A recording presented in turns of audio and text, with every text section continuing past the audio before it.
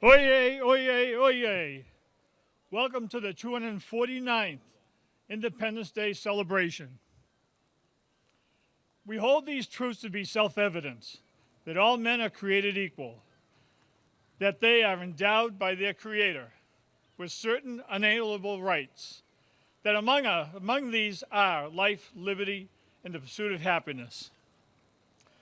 Ladies and gentlemen, welcome to Boston as we celebrate the 249th anniversary of the signing of the Declaration of Independence.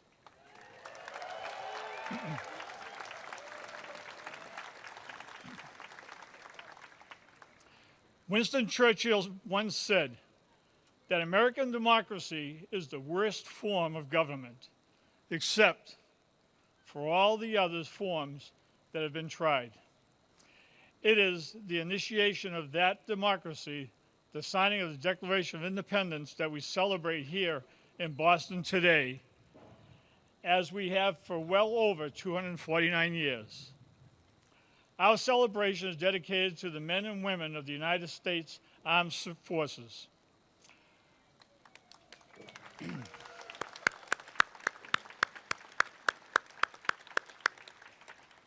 We'll begin today with our traditional flag ceremony, followed by Boston's Independence Day Parade. The first stop on our parade route will be the Granary Burial Ground for a short ceremony and the laying of wreaths at the graves of John Hancock, Peter Faneuil, Robert Treat Paine, Samuel Adams, and Crispus Attucks. The parade will then continue to the Old State House for the annual 4th of July reading of the Declaration of Independence. Joining me here on stage are City Councilors, retired U.S. Navy veteran and City Councilor Ed Flynn and Mrs. Flynn. City Councilor at Large Erin Murphy. Mayor Michelle Wu.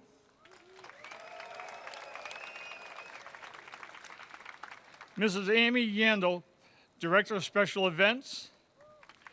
Commissioner of Veteran Services for the City of Boston and retired Navy veteran Robert Santiago. Captain Stephen Colella, Captain Commanding of the Ancient and Honorable Artillery Company and his staff, First Lieutenant Michael Warbrick, Second Lieutenant Ronald Barnes, Chief of Staff Captain Robert Inlick Jr., past Captain Commanding and Adjutant Sergeant Major retired Michael Drummy.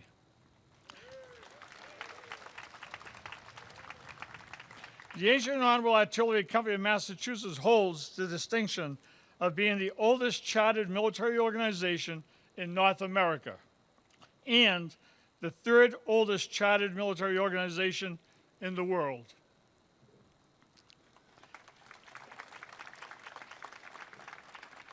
And last but not least, our vocalist for today, Boston Police Department Officer Stephen McNulty.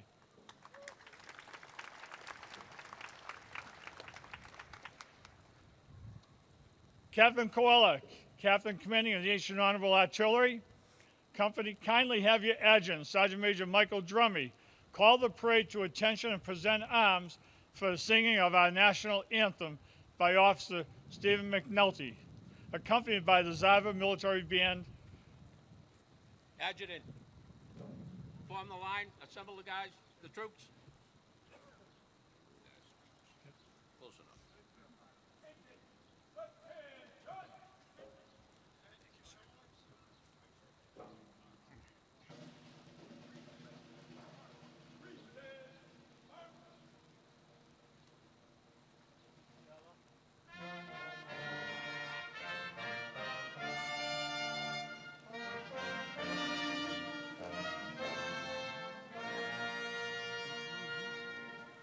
Oh, say, can you see by the dawn's early light, what so proudly we hailed at the twilight's last gleaming, whose broad stripes and bright stars through the perilous fight, oh, the ramparts we watched were so gallantly streaming, and the rocket's red glare, the bombs bursting in air, gave proof through the night that our flag was still there.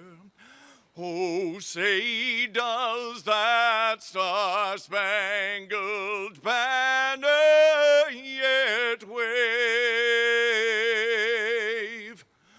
o'er the land of the free and the home of the brave?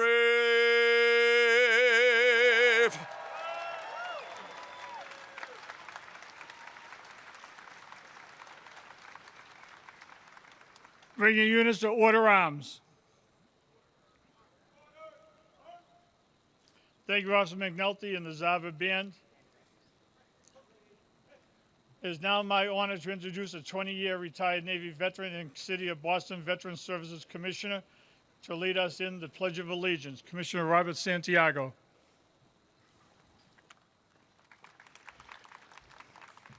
Good morning, everyone. Good morning, Mayor Wu, City Councilors, the Ancient and Honorable Captain Commanding Captain Stephen Coletta, Brigadier General John Driscoll, my fellow agents, and Massachusetts Veterans of Foreign Wars Senior Vice Commander Craig Deold, distinguished guests from around this great nation and from around the world. Happy 4th of July!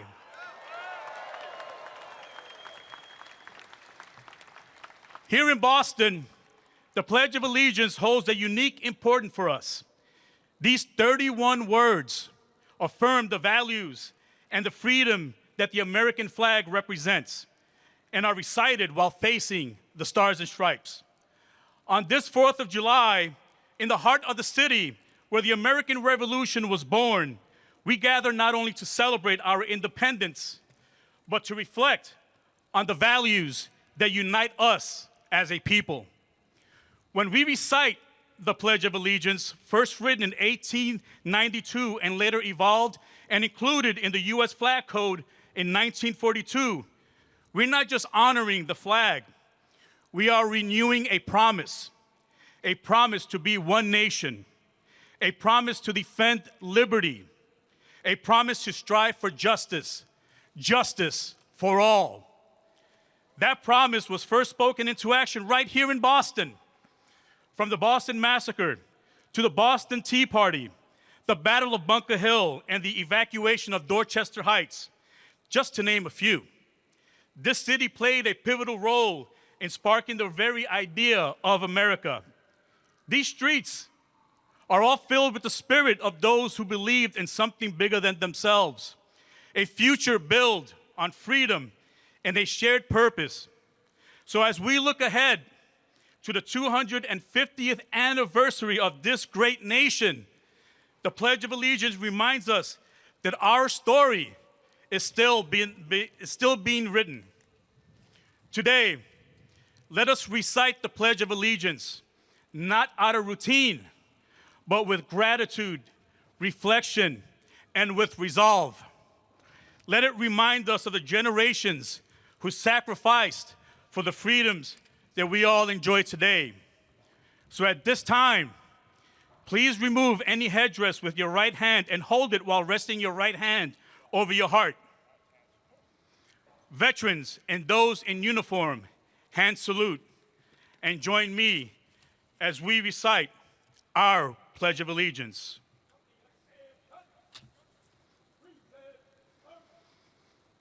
I pledge allegiance to the flag of the United States of America and to the republic for which it stands, one nation, under God, indivisible, with liberty and justice for all. Thank you.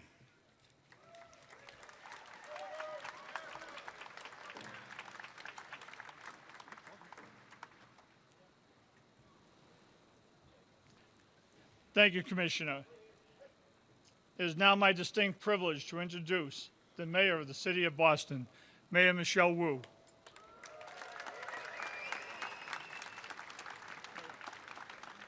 Good morning, everyone. Happy Independence Day, and welcome to Boston. This is a city that started it all, and I want to start by recognizing and thanking all those who continue to protect our freedom, independence, and democracy today. Thank you to all of our active duty service members, our veterans, military families, and Gold Star families.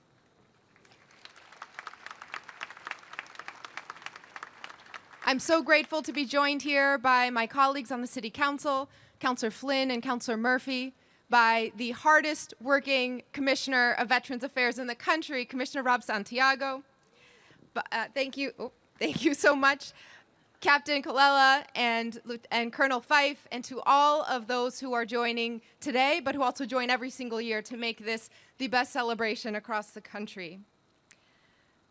We have been celebrating 250th anniversary milestones in Boston's history for some time now, because this is a city that gave birth to our American democracy. We mark 250 years since Paul Revere's Midnight Ride, the Battle of Bunker Hill, and on their own, these individual moments weren't necessarily special, because many wars start with a warning of advancing troops. The Battle of Bunker Hill itself was actually a military defeat. But taken together, each of these moments are an essential part of a greater whole. Pull any one of those threads, and the delicate fabric of our democracy would have unraveled.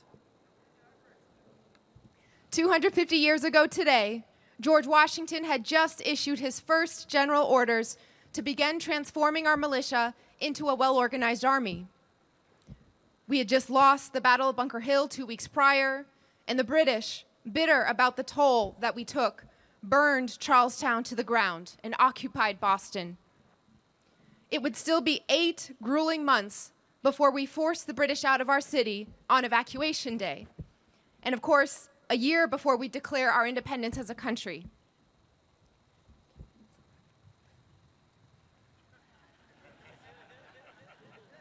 Thank you, Counselor. It would be 8 months before we forced the British out, and a year before we declare our independence. But there was no way of knowing that 250 years ago today. All Bostonians knew at the time was what we continue to hold true today, that there is a difference between right and wrong, that there's a difference between freedom and tyranny, and that what we do in each moment matters, because a better future for our families is always worth fighting for. Thank you so much for joining us today. Thank you for being a part of the City of Boston. Happy Independence Day.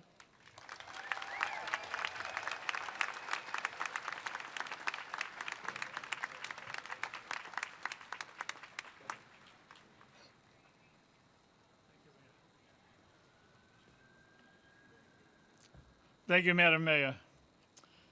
And now the Zabba Band, under the direction of the band leader, they will now play the Stars and Stripes Forever.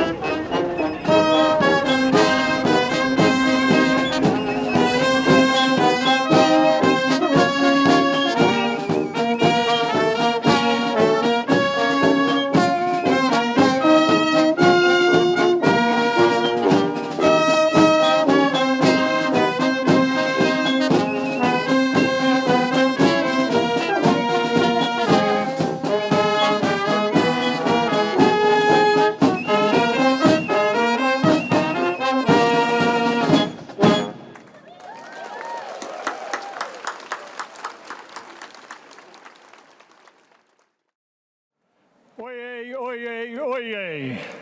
We hold these truths to be self-evident, that all men are created equal, that they are endowed by their Creator with certain unalienable rights, that among these are life, liberty, and the pursuit of happiness. Ladies and gentlemen, welcome to Boston as we celebrate the 249th anniversary of the signing of the Declaration of Independence.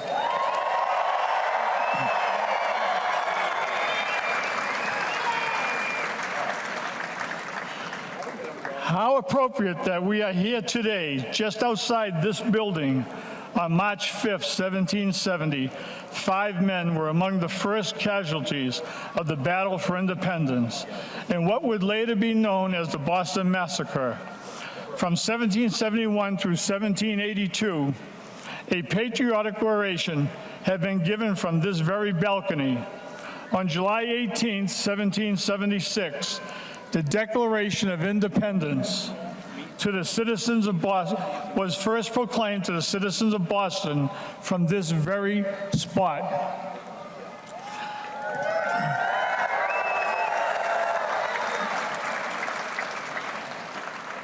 As in revolutionary times, I ask our trumpeter to sound assembly.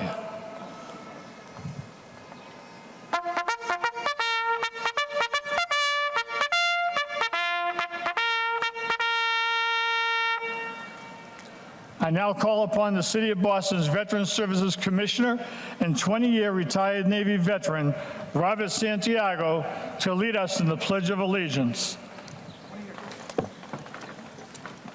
I'm being told to say the whole thing. I'm being told to say the whole thing. Yep, say the whole thing.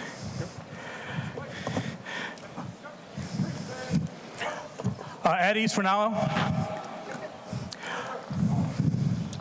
In Boston, the Pledge of Allegiance holds a unique importance for us all. These 31 words affirm the values and the freedom that the American flag represents and are recited while facing the stars and stripes. On this July 4th, in the heart of the city where the American Revolution was born, we gather not only to celebrate our independence, but to reflect on the values that unite us as a people. While we recite the Pledge of Allegiance, first written in 1892 and later evolved and included in the U.S. Flag Code in 1942, we not only honor the flag, we are renewing a promise to be one nation, a promise to defend liberty, and a promise to strive for justice for all. That promise was first spoken into action right here in Boston. From the Boston Massacre to the Boston Tea Party, the Battle of Bunker Hill, and the evacuation of Dorchester Heights, just to name a few. This city played a pivotal role in sparking the very idea of what we know as America. These streets are filled with the spirit of those who believed in something bigger than themselves, a future built on freedom and a shared purpose. As we look ahead to the 250th anniversary of this great nation, the pledge reminds us of our story that is still being written. Today, as Americans, let us recite the pledge not out of routine, but with gratitude, with reflection, and with resolve.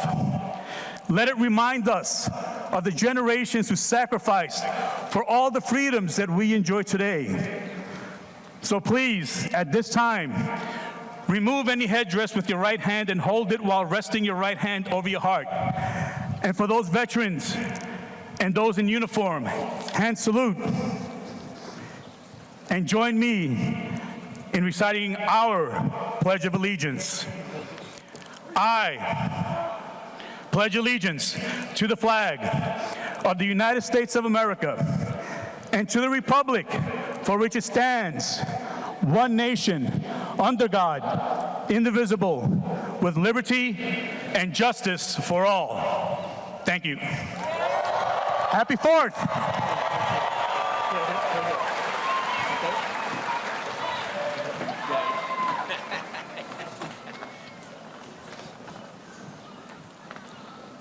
Thank you, Commissioner Santiago. And now our vocalist from the Boston Police Department, Officer Stephen McNulty, will sing God Bless America. Ladies and gentlemen, Officer Stephen McNulty.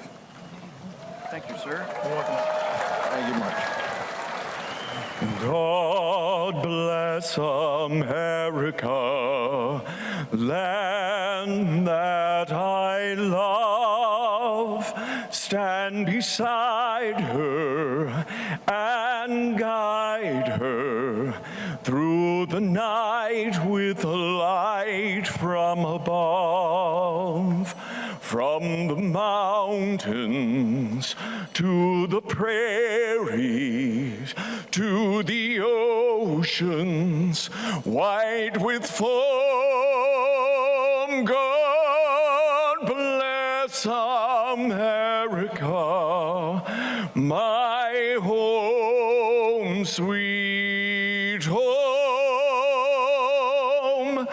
God bless America, my home, sweet home.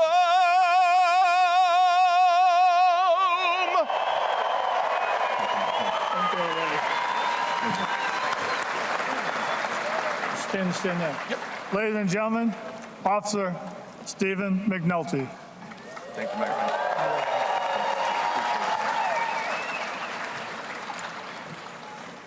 It is now my distinct pleasure and honor to introduce the Mayor of Boston.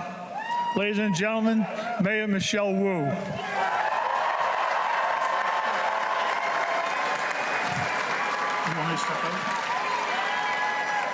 Happy Independence Day and welcome to Boston. This is the birthplace of American democracy, and we hold that charge, that responsibility very seriously. 249 years ago today, from this very spot, we declared our independence. We declared that Boston would not back down in the face of tyranny, in the face of bullying, not to kings and not to the greatest army in the world at that time.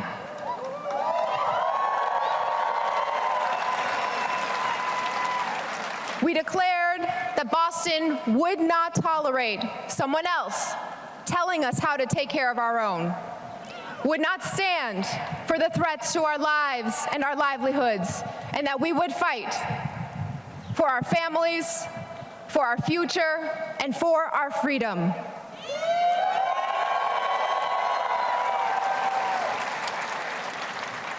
"249 years ago today, Boston stood up and we changed the course of history.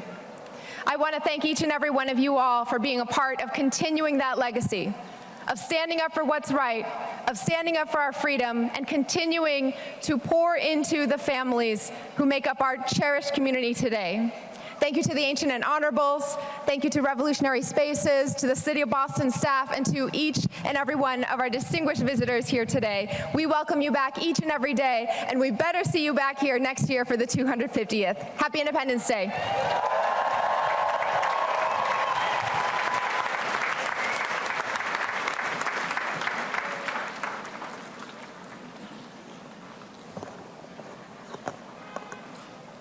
And now Captain Stephen Colella, Captain Commanding of the Ancient Honorable Artillery, will read the Declaration of Independence.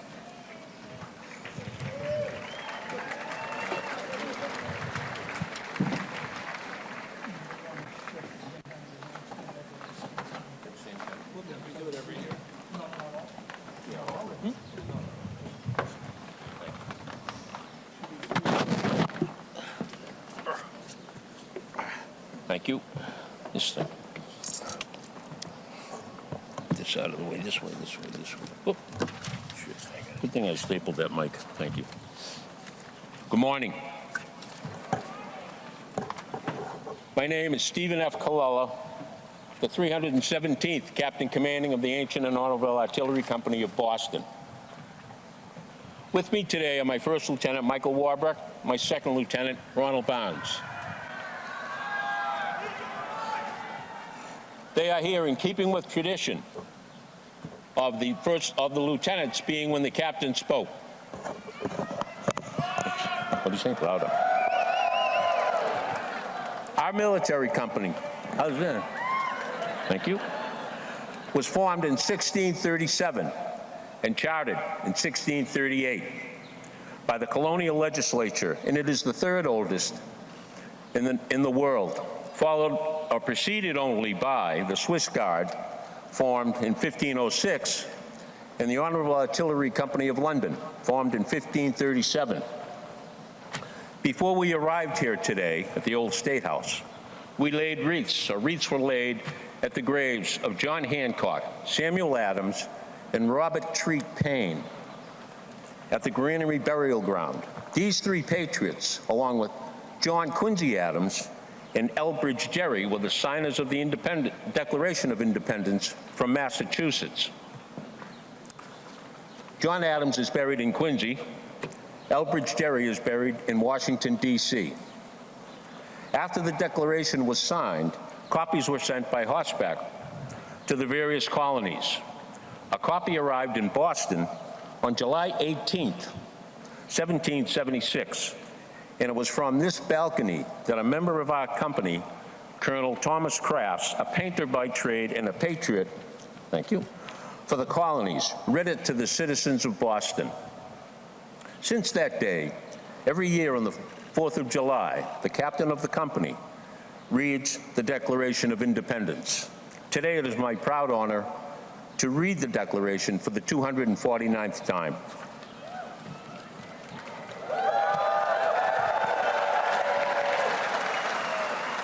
From an action of the Second Continental Congress, July 4th, 1776, the unanimous declaration of the 13 United States of America, when in the course of human events, it becomes necessary for one people to dissolve the political bonds which have connected them with another, and to assume among the powers of earth the separate and equal station to which the laws of nature and of nature's God entitle them.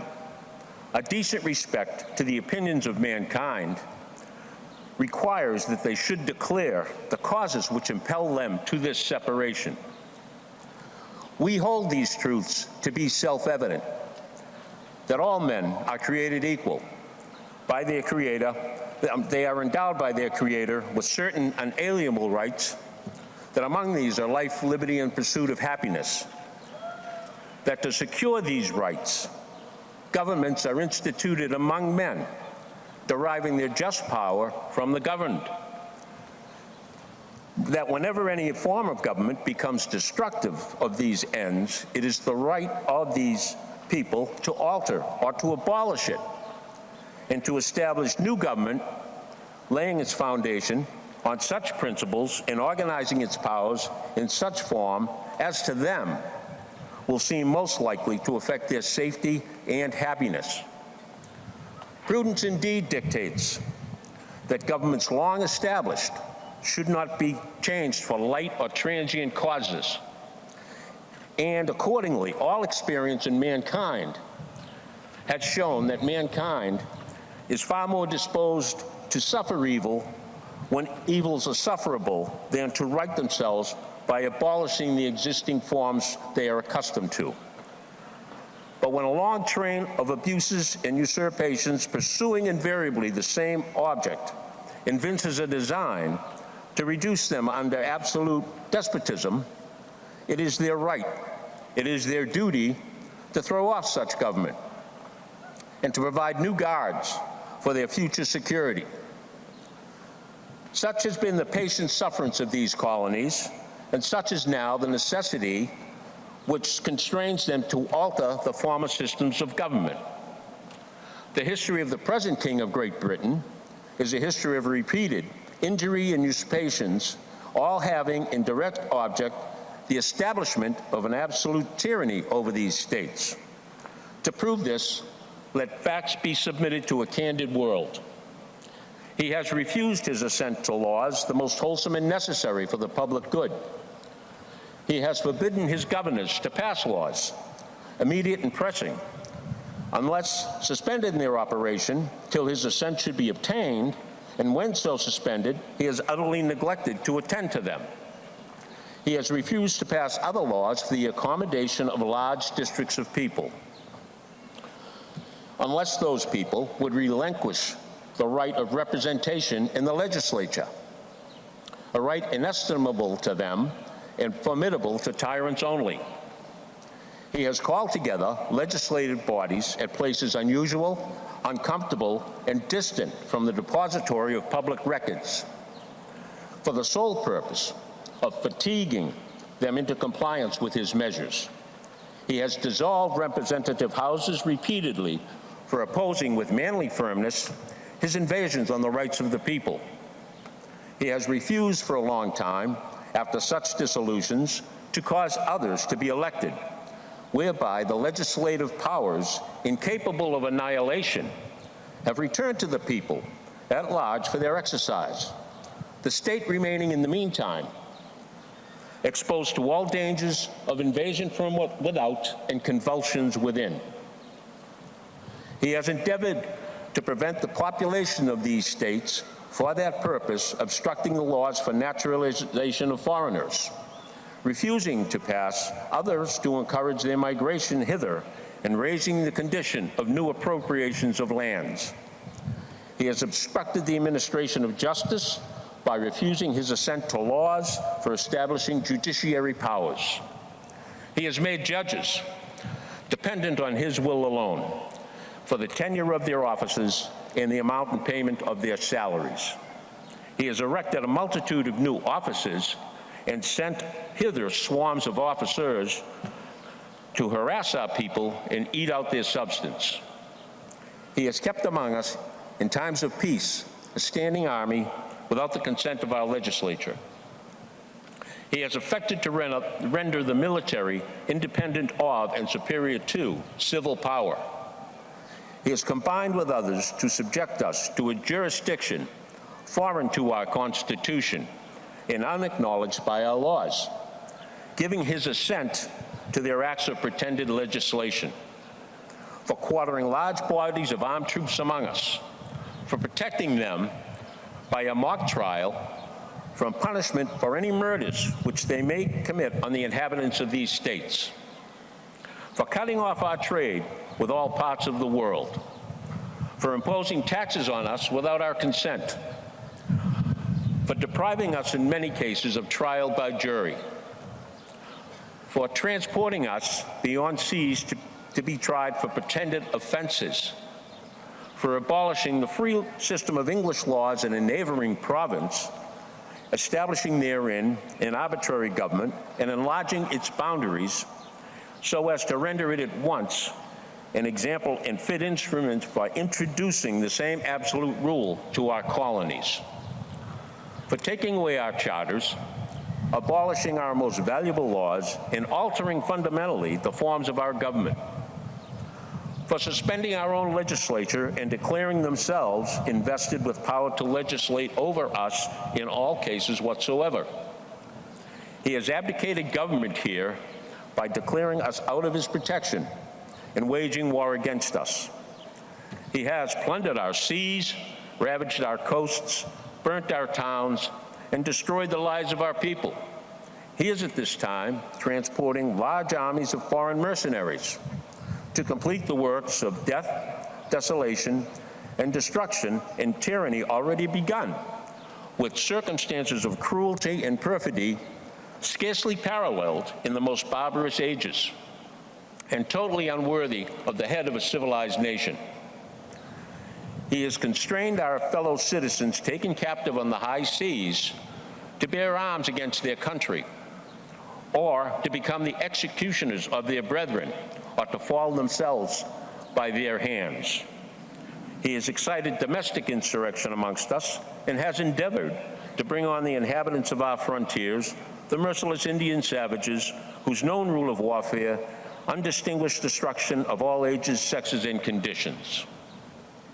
In every stage of the oppressions, we have petitioned for redress in our most humble terms.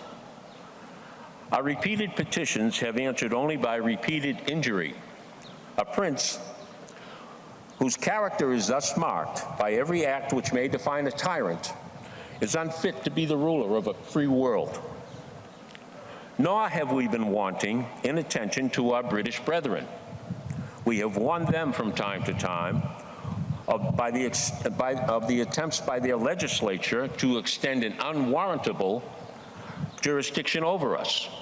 We have reminded them of our circumstance of our emigration and settlement here, and we have appealed to their native justice and magnanimity, and we have conjured them by the ties of our common kindred to disavow these usurpations, which would inevitably interrupt our connection and correspondence.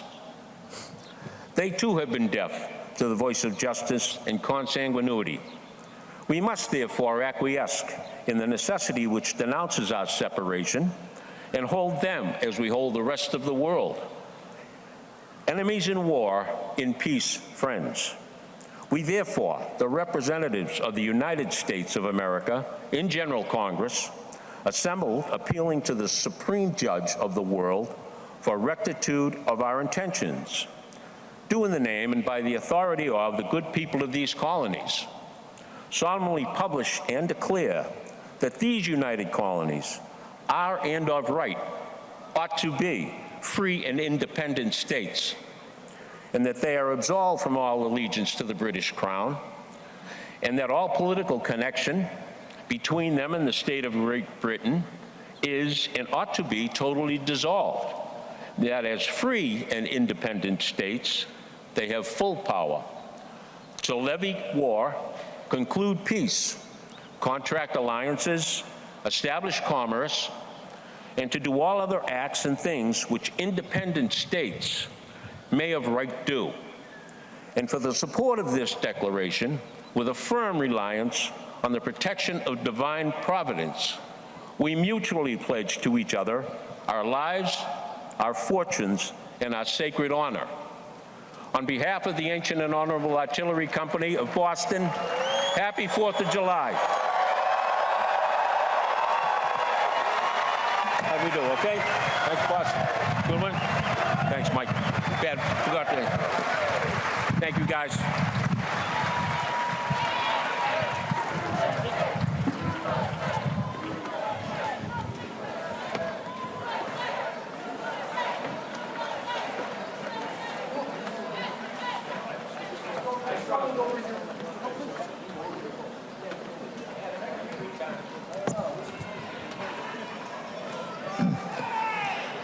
Thank you, Captain Stephen Colella. At this time, the Zava Military Band, under the direction of the band leader, will play Yankee Doodle Dandy and the Stars and Stripes Forever.